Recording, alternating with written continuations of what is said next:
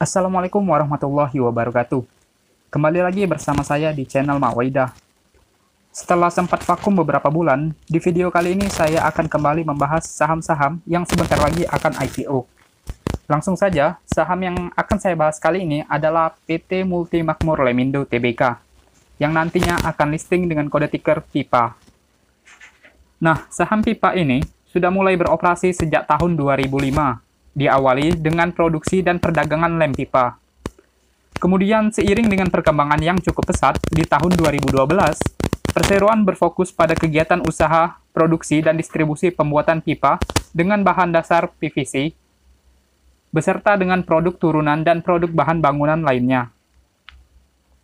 Untuk kantor pusatnya sendiri terletak di Jalan Sultan Iskandar, Tangerang, Banten. Pada IPO kali ini, PT Multimakmur Lemindo Tbk akan menawarkan sebanyak 9,25 juta lot saham atau setara dengan 27,01% dari total saham yang akan dicatatkan perseroan. Untuk harga penawarannya sendiri berkisar di antara 100 sampai dengan 110 rupiah per lembarnya. Sehingga nantinya maksimal dana yang akan terhimpun sebanyak-banyaknya yaitu 101 miliar 750 juta rupiah. Bersamaan dengan IPO ini juga, perusahaan akan menerbitkan waran seri 1, yang nantinya akan dibagikan secara gratis ke pemegang saham baru dengan rasio 10:9. Tentunya hal ini merupakan kabar positif bagi para IPO hunter. Kemudian yang akan bertindak sebagai underwriter-nya pada IPO PIPA kali ini, yaitu PT Sinhan Sekuritas Indonesia, dengan kode brokernya AHA. Nah, kalau kita lihat dari track record-nya, IPO yang dikawal oleh AHA ini cukup memuaskan. Minimal hijau lah di hari pertamanya listing. Hanya ada satu IPO yang mengalami ARB berjilid-jilid, yaitu Soul. Akan tetapi perlu diingat bahwa Soul ini masuk ke dalam papan akselerasi, sedangkan IPO-nya PIPA ini bukanlah akselerasi. Nah, tapi masalahnya, pada saat IPO PIPA ini listing nanti, berdasarkan peraturan yang diterbitkan oleh bursa, maka ARA dan IRB-nya nanti akan simetris, seperti layaknya saham-saham akselerasi. Selanjutnya, masuk ke daftar pemegang saham perseroan, di mana bisa dibilang bahwa PT Multimakmur Lemindo ini merupakan perusahaan keluarga, di mana Bapak Immanuel Kevin Mayola selaku direktur perusahaan, merupakan anak dari pasangan Bapak Junaidi selaku direktur utama dan Ibu Susiana Nalif selaku komisaris utama dari perseroan. Sedangkan Bapak Hendrik Saputra yang menjabat sebagai direktur juga merupakan anak dari Bapak Nanang Saputra selaku komisaris perseroan. Lalu untuk rencana alokasi dana IPO-nya terbagi menjadi 5 poin. Yang pertama, sekitar 19 miliar itu akan digunakan untuk pembangunan fasilitas pabrik. Kemudian yang kedua, sekitar 41 miliar akan digunakan untuk pembelian mesin dan fasilitas produksi serta kualitas mendukung lainnya. Lalu yang ketiga, sekitar 1,8 miliar itu akan digunakan untuk pembelian 4 kendaraan operasional perseroan. Kemudian yang keempat, sekitar 3 miliar akan digunakan untuk pelunasan hutang ke PT Bank Oki Indonesia.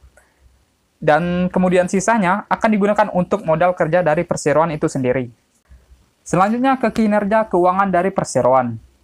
Yang pertama, pada bagian laporan posisi keuangannya terlebih dahulu, di mana dari tahun 2019 sampai dengan tahun 2021, kondisi rasio hutang perseroan sangatlah tidak sehat dan mengkhawatirkan menurut saya. Akan tetapi, pada tahun 2022 terjadi aksi korporasi yang menyebabkan aset dari perseroan ini meningkat secara signifikan, sehingga menyebabkan ekuitas dari perseroan juga mengalami peningkatan, yang kemudian membuat rasio hutang perseroan kembali sehat.